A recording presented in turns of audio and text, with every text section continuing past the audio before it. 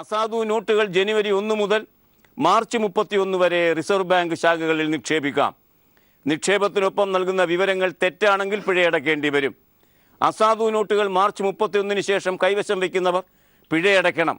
എന്നാൽ ഇവർ തടവ് ശിക്ഷ അനുഭവിക്കണമെന്ന പ്രചാരണം അടിസ്ഥാനരഹിതം. സർക്കാരിൻ്റെ പ്രത്യക്ഷ നികുതി വരുമാനം 5.57 ലക്ഷം കോടി രൂപയായി ഉയർന്നുവെന്ന് ധനമന്ത്രി അരുൺ ജെയ്റ്റ്ലി. ബജറ്റിൽ ലക്ഷ്യമിട്ടതിൻ്റെ 65% ഡിസംബറോടെ കൈവരിക്കാനായി. 50 ദിവസത്തിനിടെ വൻ നിക്ഷേപം നടത്തിയത് 60 ലക്ഷം പേർ. ഇവർ നടത്തിയ ആകെ നിക്ഷേപം 7 ലക്ഷം കോടിക്ക് മുകളിൽ. ബാങ്കിൽ നിക്ഷേപിച്ചെന്ന് കരുതി കള്ളപ്പണം വെളുപ്പിക്കില്ല എന്ന് അധികൃതർ. 2 ലക്ഷത്തിന് മുകളിലുള്ള എല്ലാ നിക്ഷേപങ്ങളുടെയും വിവരം ശേഖരിക്കുന്നു. സൂക്ഷ്മ ചെറുകിട ഇടത്തരം സംരംഭകർക്ക് ധനലഭ്യത ഉറപ്പാക്കാൻ ബാങ്കുകൾ അധിക പ്രവർത്തന മൂലധന പരിധി നിർണ്ണയിക്കണമെന്ന് റിസർവ് ബാങ്ക്. ഈ നടപടിക്ക് മാർച്ച് 31 വരെ പ്രാബല്യമുണ്ടാകും. തുടങ്ങിയ അതിൻ്റെ പ്രധാനപ്പെട്ട വശങ്ങളാണ് ഇന്ന് അക്കമിട്ട് മലയാള മനോരമ തരുന്നത്. ഡിസംബർ 30-നും കഥ തുടരുകയാണ്. പരിഹാരമാകുന്നില്ല എന്ന് മാത്രമല്ല, അടുത്തെങ്ങും പരിഹാര സാധ്യതയുണ്ട് എന്ന നിലയ്ക്കുള്ള പ്രതീക്ഷകൾ ചക്രവാളത്തിൽ തെളിയുന്നുമില്ല. പ്രധാനമന്ത്രിയുടെ പ്രതികരണം നാളെയുണ്ടാകും. 50 ദിവസം കഴിയുമ്പോൾ ഞാൻ പറയുന്നു, ഈ ഡിസംബർ 30-ാം തീയതി വരെ സമയം തരിക. അപ്പോഴേക്ക് ഇപ്പോൾ ഉളവായിരിക്കുന്ന ദൗർലഭ്യം, പണത്തിൻ്റെ ദൗർലഭ്യമടക്കം ഉള്ള കാര്യങ്ങൾ പരിഹരിക്കുമെന്നാണ് അദ്ദേഹം പറഞ്ഞത്. പരിഹരിച്ചോ ഇല്ലയോ എന്ന് ചോദിച്ചാൽ നമ്മുടെ ദൈനംദിന ജീവിതാനുഭവങ്ങളിൽ അത് പരിഹരിക്കപ്പെട്ടതായി തോന്നുന്നില്ല. ഏതായാലും പ്രധാനമന്ത്രി നാളെ രാഷ്ട്രത്തെ അഭിസംബോധന ചെയ്യും എന്നാണ് പത്രങ്ങൾ പറയുന്നത്. അത് നാളെയാകാം, ഞായറാഴ്ചയാകാം, ഇനി അതിനുശേഷം എന്ന് വേണമെങ്കിലുമാകാം.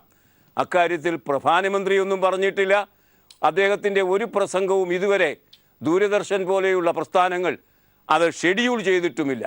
അതുകൊണ്ട് ഉറപ്പ് പറയാനൊന്നും പറ്റില്ല. പക്ഷേ നാളെ അദ്ദേഹം സംസാരിച്ചേക്കാം എന്നാണ് ഇതേ സംബന്ധിച്ച് കാര്യങ്ങൾ പറയുന്നത്. കറൻസി അസാധുവാക്കൽ നടപടി 50 ദിവസം പൂർത്തിയായ പശ്ചാത്തലത്തിൽ പ്രധാനമന്ത്രി നരേന്ദ്രമോദി നാളെ രാജ്യത്തെ വീണ്ടും അഭിസംബോധന ചെയ്യും.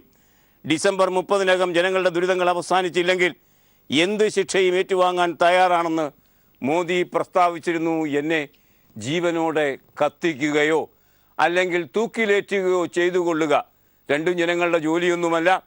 തെരഞ്ഞെടുപ്പ് കാലത്ത് മാത്രമാണ് ജനങ്ങൾക്ക് പ്രതികരിക്കാൻ കഴിയുന്നത് ഒരു ജനാധിപത്യ വ്യവസ്ഥയിൽ.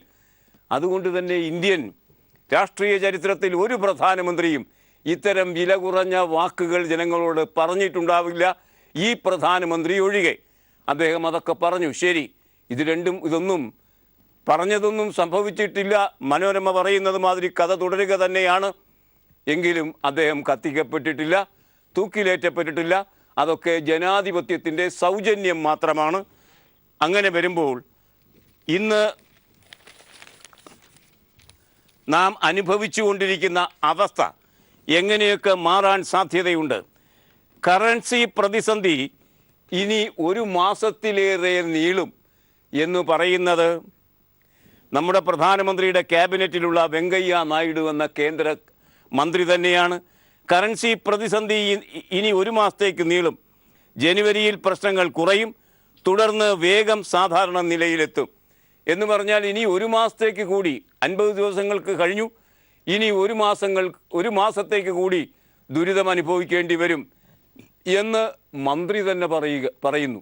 അതായത് പ്രധാനമന്ത്രി പറഞ്ഞ 50 ദിവസത്തെ കാലാവധി കഴിയുമ്പോൾ 1 മാസത്തേക്ക് കൂടി ജാമ്യം എടുത്തിരിക്കുന്നു.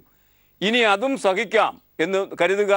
അങ്ങനെയാണെങ്കിൽ അതിനുശേഷം സാവധാനഗതിയിൽ ഈ പ്രശ്നങ്ങൾ പരിഹരിക്കപ്പെടും. കാണുക, ജനുവരിയിൽ പ്രശ്നങ്ങൾ കുറയും, തുടർന്ന് വേഗം സാധാരണ നിലയിലെത്തും. എങ്ങനെ എത്തും എന്നൊന്നും ഇപ്പോഴും പറയുന്നില്ല എന്ന് പറഞ്ഞാൽ ഉറപ്പിച്ച് ഒന്നും പറയാൻ കേന്ദ്രമന്ത്രിക്കും കഴിയുന്നില്ല, വെങ്കയ്യ നായിഡുവിനും കഴിയുന്നില്ല. കാരണം ആവശ്യം വേണ്ട ഗൃഹപാഠത്തോടു കൂടിയല്ല ഈ പരിപാടിക്കൊക്കെ ഇറങ്ങി പുറപ്പെട്ടത് എന്ന കാര്യം ഇപ്പോഴേക്കും ജനങ്ങൾക്ക് മനസ്സിലായി കഴിഞ്ഞിട്ടുണ്ട്. എങ്കിലും 1 മാസം കൂടി ക്ഷമിക്കുക, അതിനുശേഷം എത്ര മാസങ്ങൾ കൂടി ക്ഷമിക്കേണ്ടി വരുമെന്ന് അപ്പോൾ പറയാം എന്നാണ് ഈ പ്രധാനമന്ത്രിയും കൂട്ടരും പറഞ്ഞുകൊണ്ടിരിക്കുന്നത്. ഇന്ന് 50 ദിവസമായി മാതൃഭൂമിയുടെ ലീഡാണ്. ഇന്ന് 50, ഇനി എന്താണ് വരാനിരിക്കുന്നത്? അതേ സംബന്ധിച്ച് മാതൃഭൂമി പറയുകയാണ്, ഇന്ന് 50 ഇനി എന്നത് ചോദ്യചിഹ്നമാണ്. വെറും 50 ദിവസമാണ് ഞാൻ ചോദിക്കുന്നത്. എൻ്റെ പ്രവൃത്തി ശരിയായില്ല എന്ന് ഡിസംബർ 30-ന് ശേഷവും തോന്നുകയാണെങ്കിൽ, എൻ്റെ ഉദ്ദേശം തെറ്റാണെന്ന് തോന്നുകയാണെങ്കിൽ, പ്രിയപ്പെട്ട സഹോദരി സഹോദരന്മാരെ, എന്നെ പരസ്യമായി തൂക്കിലേറ്റാം. പ്രധാനമന്ത്രി നരേന്ദ്രമോദി നവംബർ 13-ന് ഗോവയിൽ നിരുദ്ധഖണ്ഡമായി ഉരുവിട്ട വാക്കുകളാണിത്. അദ്ദേഹത്തിൻ്റെ പ്രസംഗത്തെക്കുറിച്ച് ജി സുധാകരനും ഇന്നലെ മുൻ മുഖ്യമന്ത്രി VS അച്യുതാനന്ദനുമൊക്കെ പറഞ്ഞത്, പ്രസംഗിക്കുകയല്ല, അലറുകയാണ് നമ്മുടെ പ്രധാനമന്ത്രി. അദ്ദേഹം അലറി പറഞ്ഞത്, നവംബർ 13-ന് ഗോവയിൽ അലറി വിളിച്ചത്, എന്നെ വേണമെങ്കിൽ പരസ്യമായി തൂക്കിലേറ്റാം, കത്തിച്ചു കളയാം എന്നൊക്കെ അദ്ദേഹം പറയുകയുണ്ടായി. ഏതായാലും 50 ദിവസം കഴിയുമ്പോൾ ഇതിലേതൊക്കെയാണ് വേണ്ടത് എന്ന് BJP-കാർ തന്നെ ആലോചിക്കുന്നത് നല്ലതായിരിക്കും. വാർത്ത കാണുക. നോട്ട് അസാധുവാക്കൽ സാധാരണക്കാർക്കുണ്ടാക്കിയ ബുദ്ധിമുട്ടുകൾ പരിഹരിക്കാൻ പ്രധാനമന്ത്രി ചോദിച്ച 50 ദിവസത്തെ അവധി വെള്ളിയാഴ്ച അവസാനിക്കുന്നു.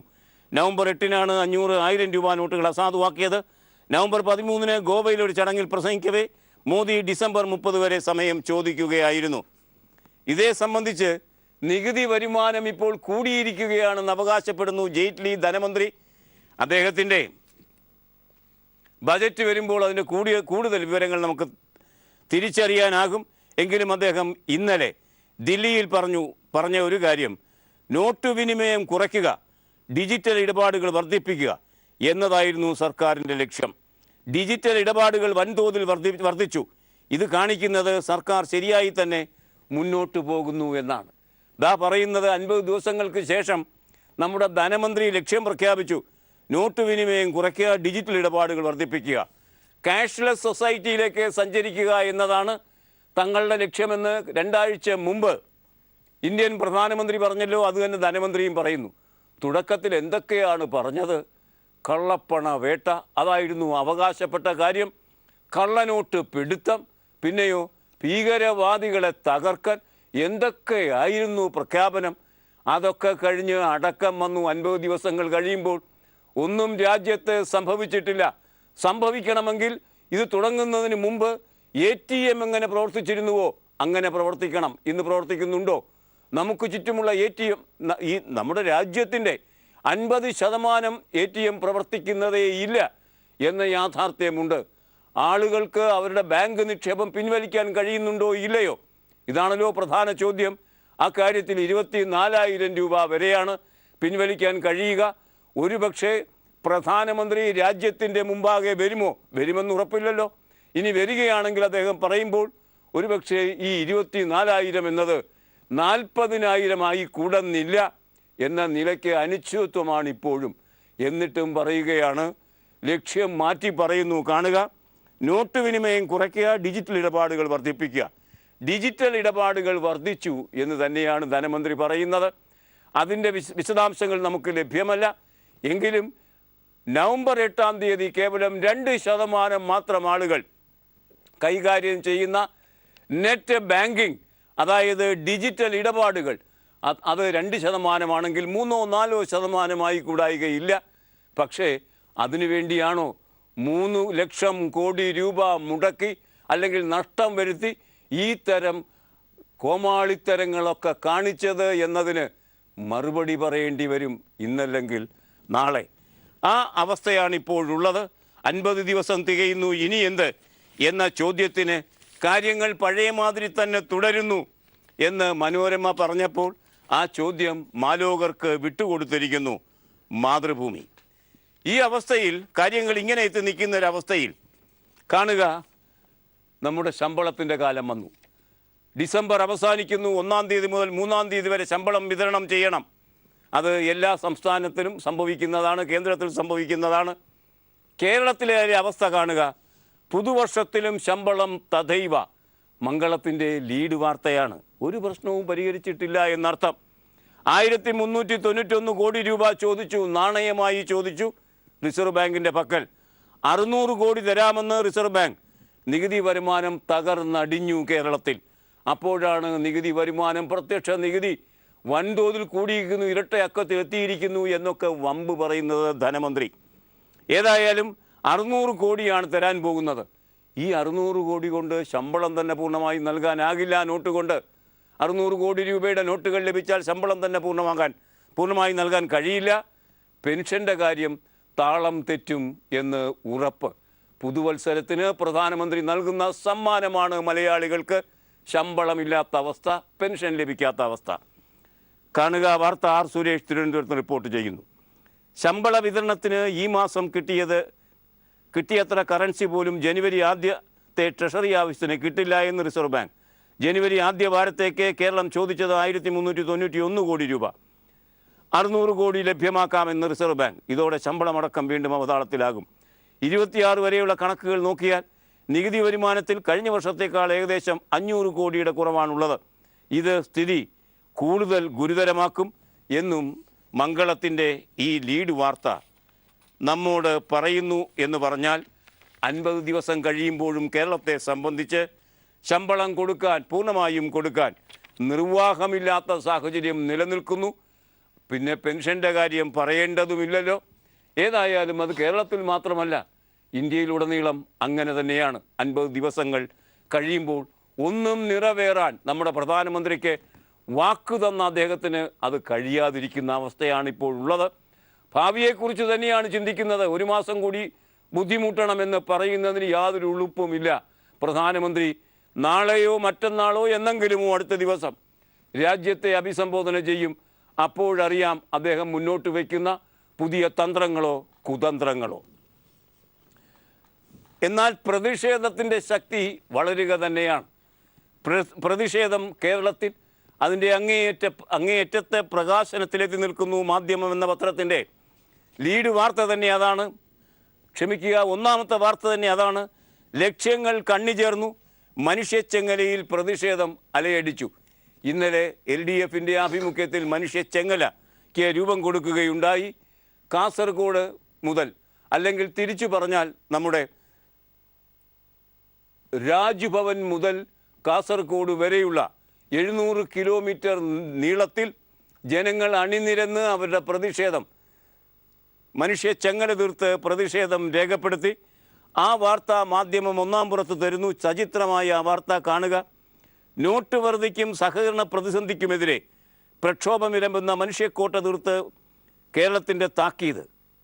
കണ്ണിമുറിയാത്ത ആവേശത്തിൽ നേതാക്കളും അണികളും കൈകോർത്തതോടെ ദേശീയപാതയിൽ പ്രതിഷേധത്തിൻ്റെ ചെമ്മതിലുകൾ ഉയർന്നു എന്നും ഈ വാർത്ത നമ്മോട് പറയുന്നു. പ്രതിഷേധത്തിൻ്റെ കാര്യത്തിൽ ശിഷ്ടം ഇന്ത്യയുമായി താരതമ്യം ചെയ്യുമ്പോൾ വളരെ മുന്നോട്ട് പോയിരിക്കുന്നു കേരളം എന്നാണ് ഈ വാർത്ത കാണിക്കുന്നത്. കോൺഗ്രസും വൈകാതെ ദേശീയ പ്രക്ഷോഭത്തിൻ്റെ പാതയിലേക്ക് അണിനിരക്കാൻ പോകുന്നു. ഇതേ പ്രമേയങ്ങൾ ഉന്നയിച്ചുകൊണ്ട് വർത്തമാനം പുറത്ത്, മലയാള മനോരമയുടെ വർത്തമാനം പുറം ആ വാർത്ത ഇന്ന് നമുക്ക് തരുന്നത് കാണുക. മോദിക്കെതിരെ അന്വേഷണം ആവശ്യപ്പെടുകയാണ് കോൺഗ്രസ്. 6 മുതൽ കോൺഗ്രസ് ദേശീയമായ പ്രക്ഷോഭത്തിന് ആഹ്വാനം നൽകുന്നു. നമുക്ക് നോട്ട് നിരോധന ദുരിതത്തിൽ ഇടപെട്ട് ഇതുവരെ ജീവൻ നഷ്ടപ്പെട്ട ഇന്ത്യക്കാരുടെ അംഗസംഖ്യ 115 എന്ന് വർത്തമാനം പുറത്ത് ഇന്ന് മനോരമ തരുന്നു. മോദിക്കെതിരെ അന്വേഷണം ആവശ്യപ്പെട്ട് കോൺഗ്രസ് 6-ാം തീയതി മുതൽ പ്രക്ഷോഭത്തിന്. നോട്ട് അസാധുവാക്കലിനെതിരെയും പ്രധാനമന്ത്രി നരേന്ദ്രമോദിക്കെതിരെ ഉയർന്ന ആരോപണങ്ങളിൽ അന്വേഷണം ആവശ്യപ്പെട്ടും കോൺഗ്രസ് ജനുവരി 6 മുതൽ രാജ്യവ്യാപകമായ പ്രതിഷേധം സംഘടിപ്പിക്കും. പരിശുദ്ധനാണെങ്കിൽ മോദി അന്വേഷണം നേരിടണമെന്ന് AICC ജനറൽ സെക്രട്ടറി ഹരിപ്രസാദ് പറഞ്ഞ കാര്യവും മലയാള മനോരമ പ്രത്യേക ബോക്സിൽ പ്രാധാന്യത്തോടെ നമുക്കിന്ന് വാർത്തയാക്കി തരുന്നുണ്ട്. ഇന്നത്തെ വീക്ഷണം പത്രം പ്രധാനമായി എടുത്തിരിക്കുന്നത് ആ വാർത്തയാണ്. കോൺഗ്രസിൻ്റെ അഖിലേന്ത്യാ പ്രക്ഷോഭത്തിൻ്റെ വാർത്ത. നോട്ട് അഴിമതി വിഷയങ്ങളിൽ കോൺഗ്രസ് പ്രക്ഷോഭം. നോട്ട് പ്രശ്നം പ്രധാനമന്ത്രി മോദിക്കെതിരായ ജനകീയ കുറ്റവിചാരണയായി മാറും. രാജ്യവ്യാപകമായി 3 ഘട്ടങ്ങളായാണ് പ്രക്ഷോഭം നടക്കുന്നത് എന്നൊക്കെ പ്രക്ഷോഭത്തിൻ്റെ വിവിധ വശങ്ങളും വിശദാംശങ്ങളും, ആരംഭിച്ചു തുടങ്ങിയിട്ടില്ലാത്ത പ്രക്ഷോഭത്തിൻ്റെ വിവിധ വശങ്ങൾ ഇന്ന് വീക്ഷണം നമുക്ക് തരുന്നുണ്ട്. ഈ അവസ്ഥയിലും 50 ദിവസം കഴിയുമ്പോൾ ഇന്ന് ദീപികയുടെ ഒന്നാം പുറം വാർത്ത നമ്മോട് പറയുന്നു, എങ്ങനെയാണ് നോട്ടിൻ്റെ ലഭ്യത? എ ടി എമ്മിലും ബാങ്കിലും പണമില്ല. തിരുവനന്തപുരത്ത് നിന്ന് ആ വാർത്ത, മലയാളികളുടെ ഇപ്പോഴത്തെ അവസ്ഥയുടെ വാർത്ത നൽകുന്നത് കാണുക ദീപിക. നോട്ട് നിരോധനത്തിൻ്റെ 50 ദിവസം പിന്നിട്ടപ്പോൾ സംസ്ഥാനത്തെ എ ടി എമ്മുകളിൽ മാത്രമല്ല ബാങ്കുകളുടെ പല ശാഖകളിലും ഇടപാടുകാർക്ക് നൽകാൻ പണമില്ല. സ്റ്റേറ്റ് ബാങ്കുകളുടെ അടക്കമുള്ള ശാഖകളിൽ ആഴ്ചയിലെ പരിധിയായ 24,000 രൂപ നൽകാൻ കഴിയാത്തതോടെ ബാങ്കുകളുടെ വിശ്വാസ്യത തന്നെ ചോദ്യം ചെയ്യപ്പെട്ടിരിക്കുന്ന അവസ്ഥയാണ് സംജാതമായിരിക്കുന്നത് എന്നും ദീപിക പറയുന്നു. കേന്ദ്ര ഗവൺമെൻറ് 24,000 രൂപ കൊടുക്കാമെന്ന് പറയുന്നു, RBI സമ്മതിക്കുന്നു. പക്ഷേ ബാങ്കിൽ ചെല്ലുമ്പോൾ പണമില്ലാത്തത് കൊണ്ട് ഇന്ന് 3,000 രൂപ തരാം, 5,000 രൂപ തരാം, 10,000 രൂപ തരാം തുടങ്ങി ലേലം വിളിയാണ് ഇപ്പോഴും നടക്കുന്നത്. കാര്യങ്ങൾക്ക് മാറ്റമൊന്നുമില്ല. BJPക്കാർ അത് കാണുന്നുമില്ല അവരുടെ ചാനൽ ചർച്ചകളിൽ. ഇനി സംഘപരിവാര പത്രമായ ജന്മഭൂമി 50 ദിവസം കഴിയുമ്പോൾ ഒന്നും പരിഹരിച്ചിട്ടില്ല എന്നറിയാവുന്നത് കൊണ്ട് ആ വാർത്ത എങ്ങനെയാണ് ജന്മഭൂമി റിപ്പോർട്ട് ചെയ്യാൻ പോകുന്നത് എന്ന് നോക്കുക, കൗതുകകരമായിരിക്കും. ജന്മഭൂമിക്ക് ഇന്നത്തെ അവസ്ഥയെ അംഗീകരിക്കാൻ പ്രയാസമുണ്ട് രാഷ്ട്രീയമായി. അത് പ്രധാനമന്ത്രി വിജയിക്കണമെന്ന് ആഗ്രഹിക്കുന്ന പത്രമാണ്. അതുകൊണ്ട് തന്നെ അവരെങ്ങനെയാണ് ആ വാർത്ത ജാള്യതയോടെയാണെങ്കിലും റിപ്പോർട്ട് ചെയ്തിരിക്കുന്നത് എന്ന് പരിശോധിക്കുക, കൗതുകകരമായിരിക്കും. മനോരമയിലും മാതൃഭൂമിയിലും നാം കണ്ടതുമാതിരി ഡിസംബർ 30-ാം തീയതി എത്തുമ്പോഴും ഗൗരവതരമായ മാറ്റങ്ങളൊന്നും ഉണ്ടാകാതിരിക്കുമ്പോൾ ജന്മഭൂമി ഈ അവസ്ഥയെ, മാറ്റങ്ങൾ ഉണ്ടാക്കാൻ പ്രധാനമന്ത്രിക്ക് കഴിഞ്ഞില്ല എന്ന അവസ്ഥയെ എങ്ങനെയാണ് അഭിസംബോധന ചെയ്യുന്നത് കാണുക. ഡിസംബർ 30 അവർ പറയുന്നു, ഇനി വിളവെടുപ്പിൻ്റെ കാലമാണ് വരുന്നത്. ഇതുവരെ വിതയ്ക്കലിൻ്റെ കാലമായിരുന്നു, അത് സ്തുത്യർഹമാവണ്ണം വിജയകരമായി പര്യവസാനിച്ചു. ഇനിയാകട്ടെ വിളവെടുപ്പിൻ്റെ കാലം വരുന്നു എന്നാണ് കെ സുജിത്ത് പറയുന്നത്. അതിങ്ങനെയാണ്: കള്ളപ്പണത്തിനെതിരെ കൂടുതൽ നടപടി, പ്രധാനമന്ത്രി രാജ്യത്തെ അഭിസംബോധന ചെയ്തേക്കും, അക്കൗണ്ടുകൾ ആദായ നികുതി വകുപ്പ് പരിശോധിക്കും, അടുത്ത ലക്ഷ്യം ബിനാമി ഇടപാടുകൾ, ഇനിയും ലക്ഷ്യമുണ്ട്. ബായിയോം ബഹനോം എന്ന് പ്രസംഗിക്കുക നല്ലല്ലോ, അലറി വിളിച്ചുകൊണ്ട് നമ്മുടെ പ്രധാനമന്ത്രി വന്നേക്കാൻ ഇടയുണ്ട്. കെ സുജിത്തിൻ്റെ ആ റിപ്പോർട്ട് കാണുക. അസാധു നോട്ടുകൾ ബാങ്കുകളിൽ നിക്ഷേപിക്കാനുള്ള സമയപരിധിയും 50% പിഴ നൽകി കള്ളപ്പണം വെളിപ്പെടുത്താനുള്ള പ്രധാനമന്ത്രി ഗരീബി കല്യാൺ യോജനയും ഇന്ന് അവസാനിക്കും. മാർച്ച് 31 വരെ അസാധു നോട്ടുകൾ റിസർവ് ബാങ്കിൽ നിക്ഷേപിക്കാം. നോട്ട് നിരോധനത്തിൻ്റെ പ്രശ്നങ്ങൾ പരിഹരിക്കാൻ പ്രധാനമന്ത്രി ജനങ്ങളോട് അഭ്യർത്ഥിച്ച 50 ദിവസം ഇന്ന് പൂർത്തിയാകും. സർക്കാർ നിലപാട് വിശദീകരിക്കാൻ നാളെ മോദി രാജ്യത്തെ അഭിസംബോധന ചെയ്യും. നാളെ എന്ന് പറഞ്ഞാൽ ശനിയാഴ്ച അഭിസംബോധന ചെയ്യും എന്ന് ജന്മഭൂമി ഉറപ്പിച്ചു പറയുന്നു. എന്നാൽ അതേ ജന്മഭൂമി സബ്ടൈറ്റിലിൽ പ്രധാനമന്ത്രി രാജ്യത്തെ അഭിസംബോധന ചെയ്തേക്കും എന്ന് അവ്യവസ്ഥിതമായി പറയുകയും ചെയ്യുന്നു. ഒന്നും അവർക്ക് തന്നെ ഉറപ്പ് പറയാൻ കഴിയാത്ത അവസ്ഥയാണ് ഇപ്പോഴുള്ളത് എന്ന് വ്യക്തമാക്കുന്നു ഈ റിപ്പോർട്ട്. മഴ ചതിച്ചു, വൈദ്യുതി ഉൽപ്പാദനം കുറഞ്ഞു. വൻവിലയ്ക്ക് വൈദ്യുതി സ്വകാര്യ രംഗത്ത് നിന്ന് വാങ്ങാൻ ദീർഘകാല അടിസ്ഥാനത്തിലെ കരാറിലേക്ക് KSEB ഏർപ്പെടുന്നു എന്ന വാർത്ത സിറാജ് എന്ന പത്രം ഇന്ന് ലീഡാക്കിയിരിക്കുന്നു. ഒരുപക്ഷെ തുടർ വാർത്തകളിലേക്ക് സഞ്ചരിക്കാൻ ഇടയുള്ളൊരു വാർത്തയാണ്. 25 വർഷത്തേക്കാണ് കരാർ. സ്വകാര്യ കമ്പനികളെ ആശ്രയിക്കാൻ നീക്കം, വൻവിലയ്ക്ക് വൈദ്യുതി വാങ്ങും. റെഗുലേറ്ററി കമ്മീഷൻ സർക്കാർ സമ്മർദ്ദത്തിന് വഴങ്ങിയെന്ന് സൂചന. MK സുരേഷ് കുമാർ പാലക്കാട് റിപ്പോർട്ട് ചെയ്യുന്നു. കടുത്ത പ്രതിസന്ധി തരണം ചെയ്യാൻ സ്വകാര്യ കമ്പനിയിൽ നിന്ന് വൈദ്യുതി വാങ്ങാൻ സംസ്ഥാന സർക്കാർ നീക്കം. ഈ മാസം 1 മുതൽ 2040 നവംബർ 30 വരെ 25 വർഷത്തേക്ക് വൈദ്യുതി വാങ്ങാമെന്നതാണ് കരാർ. യൂണിറ്റ് 1-ന് 4 രൂപ 15 പൈസ എന്ന നിരക്ക് ഇതിനായി നിശ്ചയിക്കുകയും ചെയ്തിരിക്കുന്നു എന്നാണ് ഈ വാർത്ത നമ്മോട് പറയുന്നത്. ഇനി ഇന്നത്തെ മുഖലേഖനങ്ങൾ.